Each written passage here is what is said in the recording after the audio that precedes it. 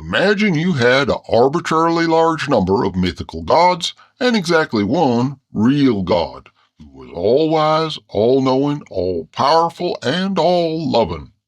And let's suppose that all them gods was going to have a contest to see who could do the best job of proving their own existence. Who do you suppose would win?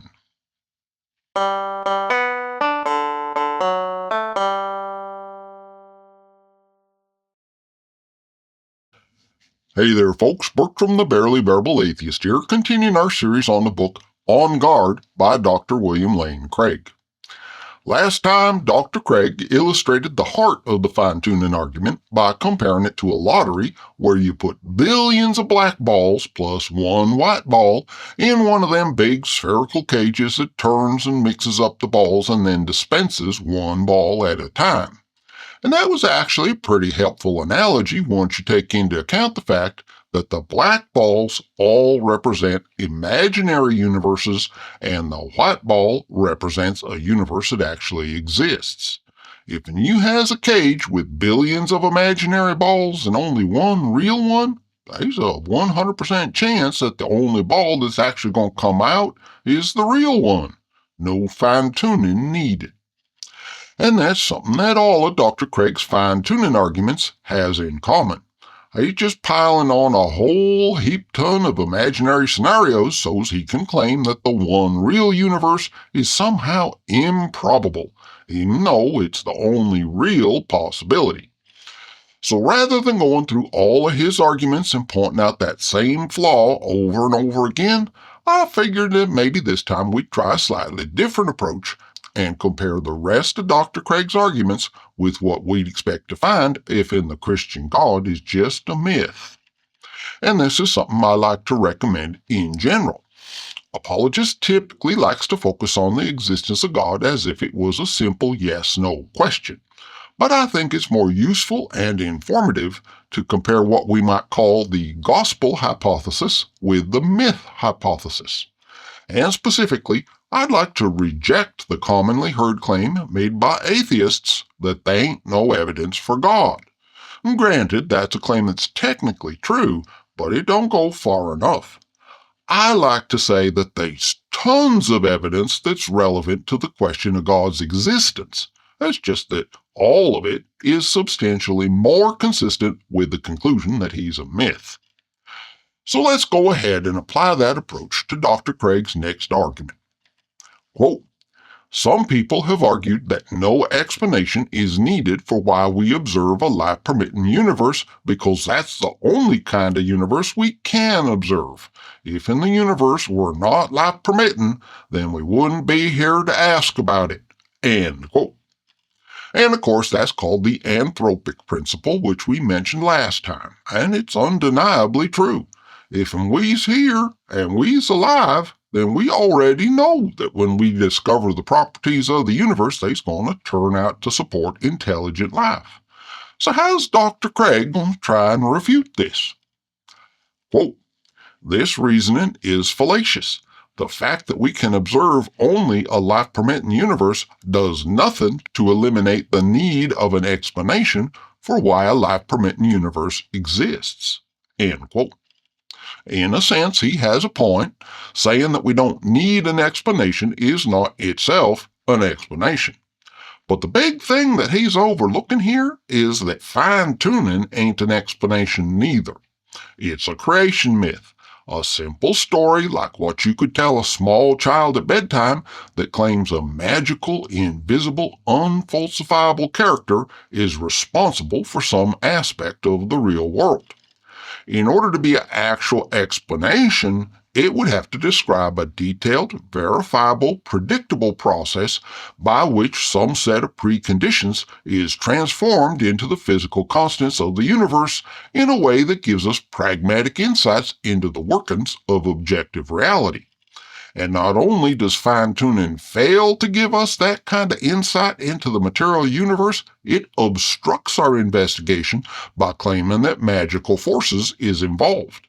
Someone who believes that the constants is fine-tuned by means of miracles is less likely to look for physical factors that might actually explain them. In fact, they might outright reject any physical explanation, and of course, that impedes scientific progress. But now, let's look at this argument in the context of comparing the gospel hypothesis to the myth hypothesis.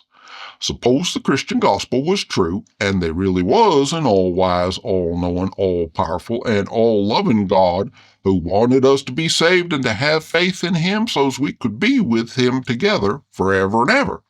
What consequences would we expect to see as a result of this hypothesis being true? Well, for one thing, being real would mean he'd outcompete all the imaginary gods and goddesses that's out there, being how he'd be actually real and they wouldn't. A real god beats an imaginary god every time. So they wouldn't be no competing religions besides the worship of the one true God.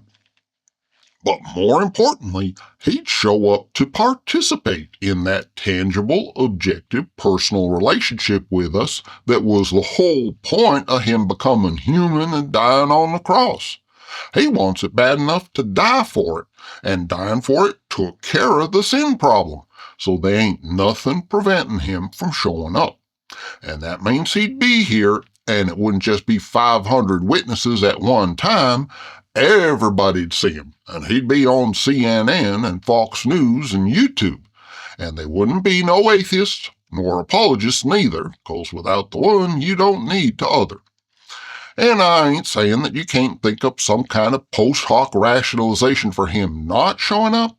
I'm just saying that if in the gospel was right about God, you wouldn't need no post hoc rationalizations. The most obvious and immediate consequence of a Christian-style God being real is that he'd show up objectively after the resurrection for all of us. It'd be so common we wouldn't even call it a miracle. We'd be sharing YouTube videos that we shot on our own cell phones, recording the latest wise words that Jesus was bestowing on us, and everybody'd know he was real. But obviously, apologists ain't got that kind of evidence, so they has to rely on arguments instead. And a lot of them arguments boils down to just being creation myths, like the cosmological argument and the fine-tuning argument, which is exactly what you'd expect if the myth hypothesis is true. God being a myth would mean that there wouldn't be no solid evidence for his existence, but then again, a creation myth don't need no evidence. All it takes for a creation myth is for you to have something in the real world, plus the trivial amount of imagination that it takes to say, God did it. And notice, the cosmological argument and the fine-tuning argument is considered by apologists to be a couple of the strongest arguments they got. But if in creation myths is the best arguments you got, that means your other ones ain't as good. And if you had better arguments, you'd use them.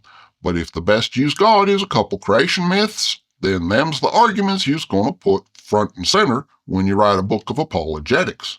And lo and behold, them's the two arguments that Dr. Craig is putting front and center in his book of apologetics. So, getting back to the book itself. Dr. Craig says that the Anthropic Principle don't explain how come physical constants has the values that they has, which is technically correct. But then he says that fine-tuning does explain why, and that's false because fine-tuning ain't an explanation, it's just a creation myth. So where does that leave us? Well, at worst, that leaves us with human beings not being omniscient. There's things we don't know, and that ain't surprising. But I think we can do better than that if we just think about it for a minute or two. Let's start with the fact that objective reality is consistent with itself. Logically, it has to be because truth means that which is consistent with objective reality. And if an objective reality weren't consistent with itself, then there'd be no such thing as truth. Also, we know from experience that reality is consistent with itself because that's what makes science possible in the first place. Every true fact is related directly or indirectly to other true facts, and science works by following the relationships between the facts we know and the facts we're trying to learn. Or to put it another way, there ain't no such thing as a true fact that exists in complete isolation from every other true fact. It's all interconnected in consistent, meaningful relationships that make science and reason possible.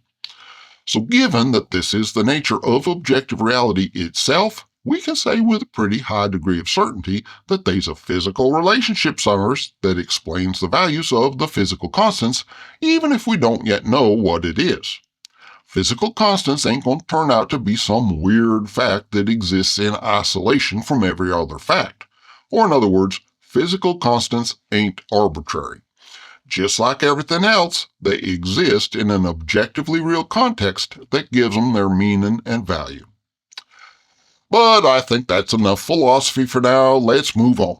The next hypothesis that Dr. Craig attempts to address is the many worlds hypothesis, which says that maybe there's so many different universes, each with its own set of physical constants, that there's a reasonable chance our universe could exist just by chance.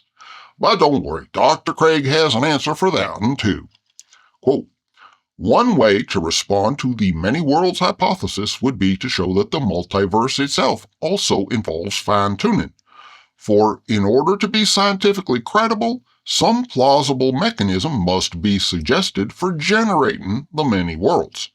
But if the many worlds hypothesis is to be successful in attributing fine-tuning to chance alone, then the mechanism that generates the many worlds had better not be fine-tuned itself. End quote.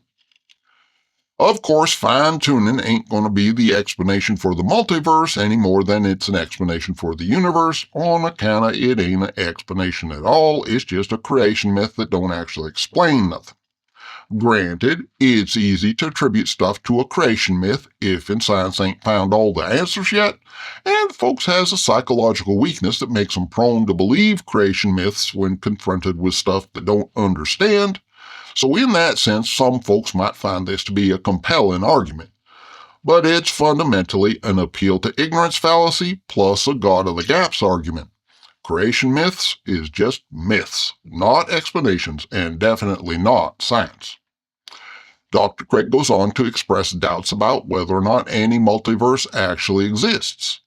Quote, the Borg-Guth-Vilenkin theorem requires that even a multiverse of bubble universes must have a beginning. In that case, the mechanism that generates the bubble universes has been chugging away for only a finite amount of time. So by now, there may well be only a finite number of bubbles in the world ensemble, which may not be enough to guarantee the appearance of a finely tuned universe by chance alone. End quote. So notice how very high he's setting the bar for the secular explanation here.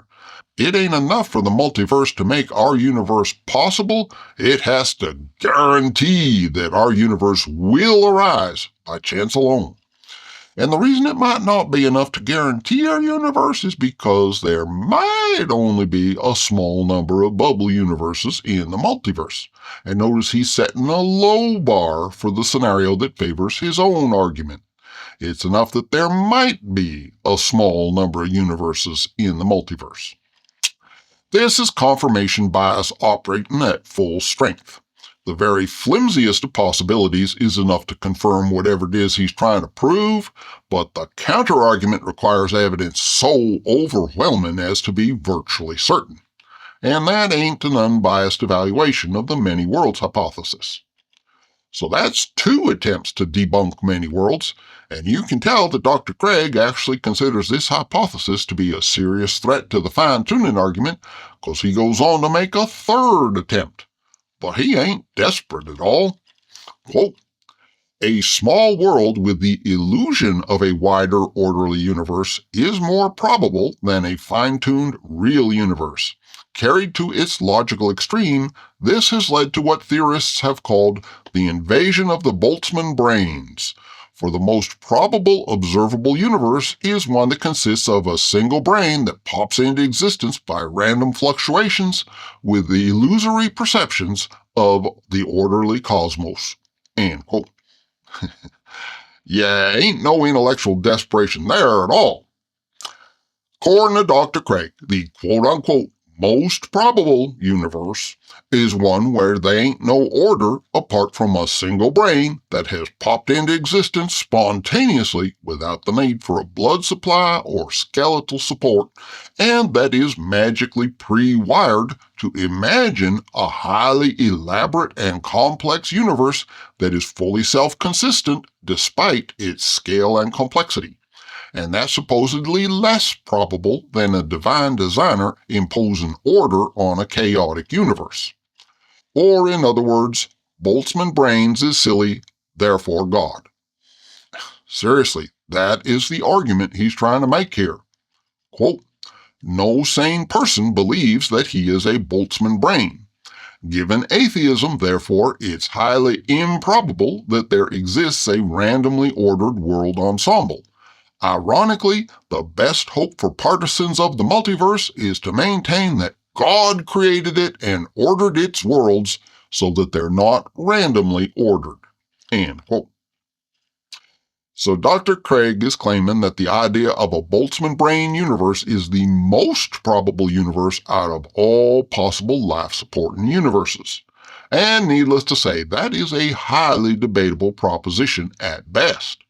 A universe where order only existed in a limited area around a Boltzmann brain would be an inconsistent universe that had different laws depending on where you was.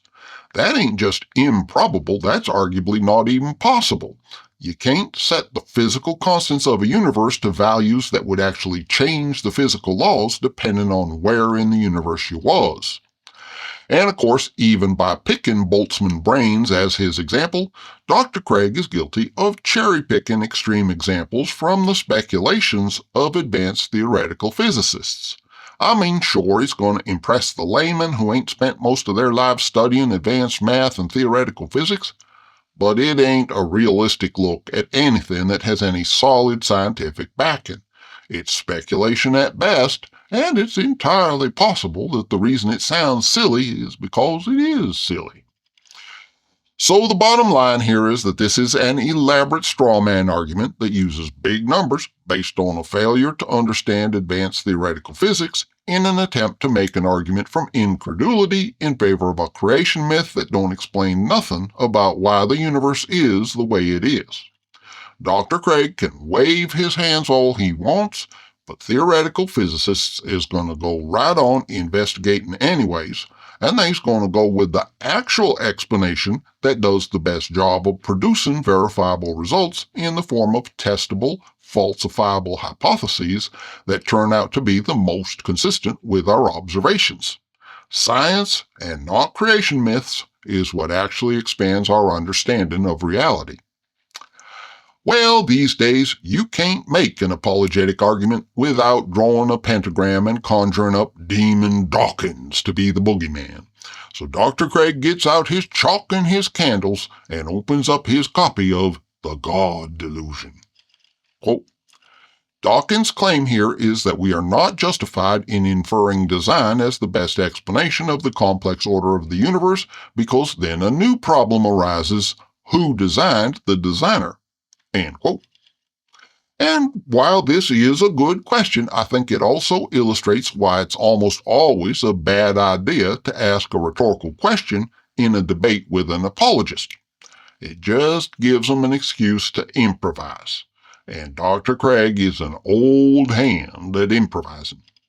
Quote, first, in order to recognize an explanation as the best, you don't need to have an explanation of the explanation.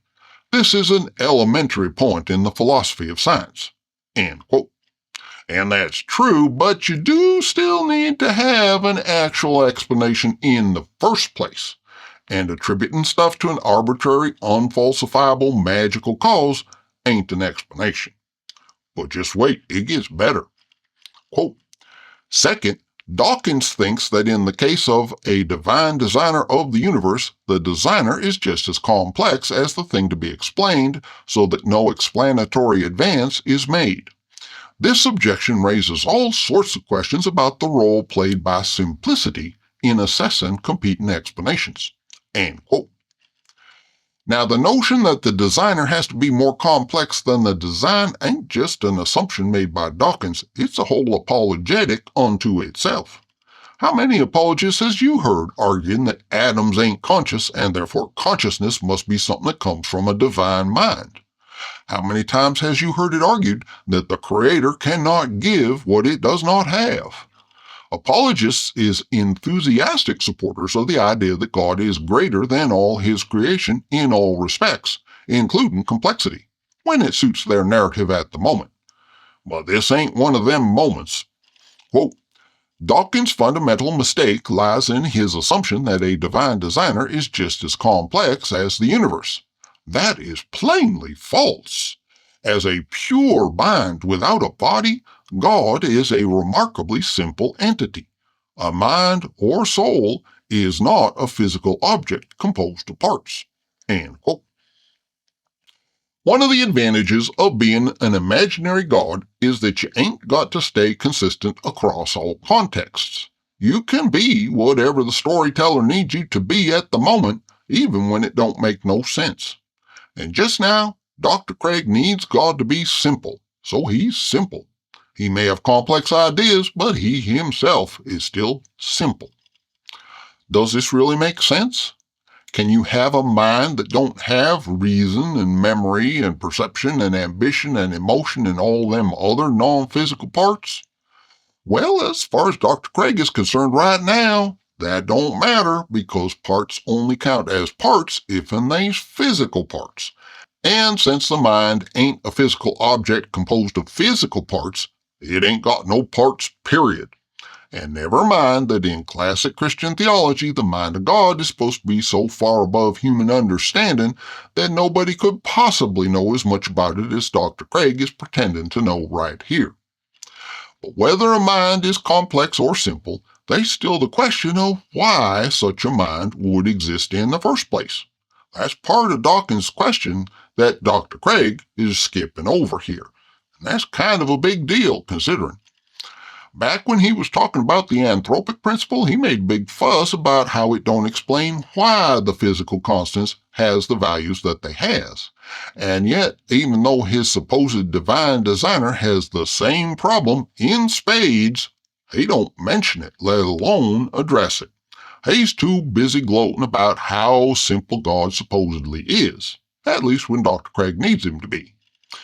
But he never gets around to explaining why a divine designer should exist or why this designer would have the exact set of qualities that would allow him to create fine-tuned universes. And that's at least as hard to explain as why the universe would have certain precise constants that make it possible for intelligent life to exist. All he's got is an answer that ain't a genuine explanation, and for which the problems it creates is worse than the problems he's trying to solve.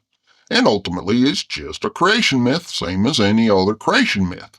It ain't the kind of evidence you'd get from a real God showing up in real life to participate in real, personal, objective relationships with the folks he supposedly wants real, personal, objective relationships with. And that's a problem. But that's pretty much it for Dr. Craig's fine-tuning argument. It's exactly the kind of argument you'd expect apologists to have if the Christian God is a myth, with all the flaws you'd expect it to have in a world where no God was objectively present to give us reliable evidence for his existence. And I'm sure there's more that could be said, but that's going to about do it for me for today. Next time, Dr. Craig is going to bring up one of my favorite apologetic arguments, the moral argument. And that's going to be fun because Christian apologists ain't got the foggiest notion of what morality really is or where it comes from. So stay tuned. Meanwhile, thanks for watching, and please be kind wherever possible.